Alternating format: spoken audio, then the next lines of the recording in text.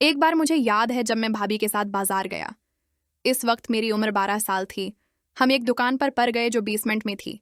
काफी अंदर जाकर आखिर मैं गए। वहां लोग कम ही जाते थे। जब हम पहुंचे तो वहां एक पठान आदमी था जिसकी उम्र तकरीबन 35 या 40 के करीब थी, और एक लड़का था जिसकी उम्र 23-24 साल होगी। हम अंदर ही गए थे। वो पठान खुशी से बोला, आओ बाजी आओ, कैसे आना हुआ भाभी। सब पठान ने कहा, हमारा वो जा कि मैं पर हम तो अच्छे हैं। एक दो जमलों में एक दूसरे की खैरियत दरियाफत की। फिर उसने दूसरे छोटे लड़के से कहा, सुन जाओ, बाजी के लिए चाय लेकर आओ। वो बाहर मार्केट की दूसरी तरफ से अच्छी वाली चाय लाना। वाली पी लड़का हल्के से मुस्कुराकर चला गया। भाभी भी जरा हंसते हुए बोली, खैर है, इतनी दौर से चाय मंगवाई जा रही है। पठान ने कहा, हाँ, आज मौका जो मिल गया है, आपकी खिदमत में कम ही नहीं आनी चाहिए। भाई ने कहा, अच्छा अगर मैं कहूं आज कोई खदमत नहीं करनी। पठान बोला, नहीं ऐसा ना बोलो, हम तो पहले ही मर रहे हैं, 2 महीने से घर नहीं गए। भाभी हल्के से मुस्कुराकर बोली, तो लगता है दिमाग कुचड़ गई है पठान। हाँ ना, आपकी था गरमाले पता नहीं कहाँ कहाँ चली है। पता नहीं, बता नहीं सकता, खुद देख लेना भाभी सरसते हैं। दुकान फल भरी हुई थी, कोई जगह खाली नहीं थी। एक बड़ा सा काउंटर था जिसके अंदर वो खड़ा हुआ था। मैं और भाभी बाहर वाले साई पर टीबल पर बैठे थे। उसने भाभी से कहा, अंदर आ जाओ, देख लो जो लेना है। काउंटर काफी ऊंचा था। पठान के पेट के नीचे कुछ नजर नहीं आता था। भाई उठी और अंदर चली गई। मुझे मोबाइल पकड़ा दिया। मैं साख वाली गेम खेलने लगा। भाई और पठान अंदर थे। भाभी अलमारी की तरफ मन्हा तरके मलकी फलकी बातें करती और कभी इसके साथ लग जाती, कभी उधर होती। फिर मैंने देखा भाभी का वाजो हरकत कर रहा, उमी इधमते जैसे किसी चीज को पकड़कर आगे पीछे कर रही हो।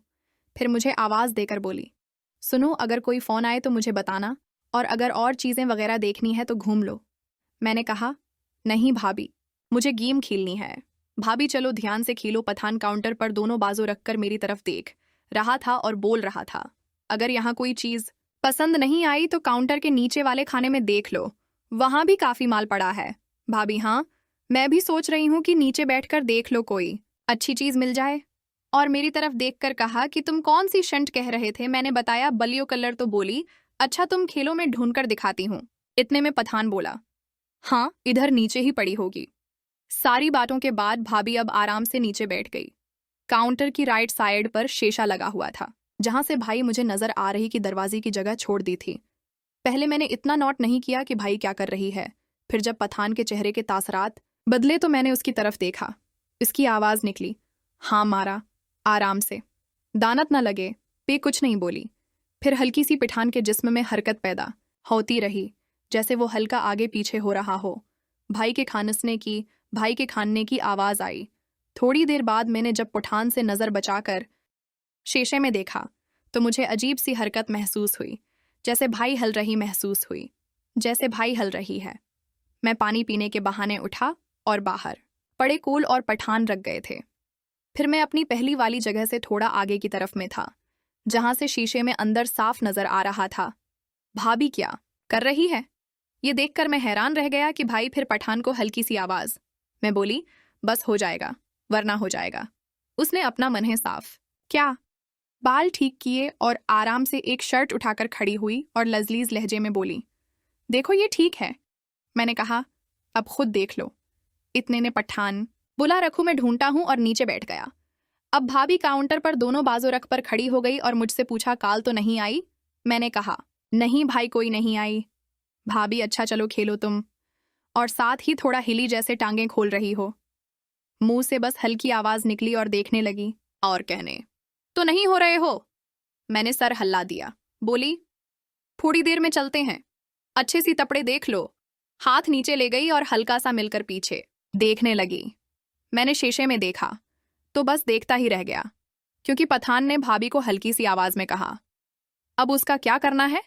मेरी तरफ इशारा था। भाभी ने कहा, कुछ नहीं, बस वो कुछ नहीं बोलेगा, बाहर से कोई ना आ जाए, देख लेना, उसकी खैर है। भाभी, मैं जो कह रही हूं बस शोर न करना और जोर से भी न लगाना। आज गुजारा कर लो, कल फिर आगे, अब जल्दी करो, कोई आ ना जाए। मुझे कहा, बेटा बात सुनो। मैंने कहा, जी अंकल, वो ऐसा करो, बाहर वाली गली में लाइट्स बंद कर दो, फालतू चल रही हैं।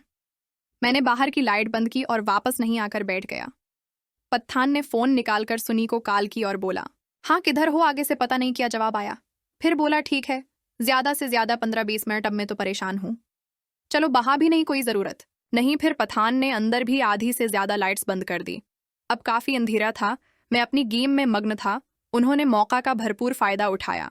जाओ जल्दी, नहीं बंद न कर जाए, जोते किए थे जाओ, जिन्हें मैं उठा जी भाभी, और दुकान से बाहर आकर साथ ही रख गया, क्योंकि लाइट्स पहले ही बंद थी। मुझे कोई नहीं देख सकता था। जब मैं बाहर रखा तो अंदर से तप तप की आवाज आने लगी। पठान बोला, अच्छा क्या बच्चे को भेज दिया? मुझे पता चल रहा था। तुम्हारे जज्बात का अब जल्दी करो। पठान ना, 7 मिनट है मैं, और 2 देर में पठान की सांसें बाहर तक सुनाई दे रही थी।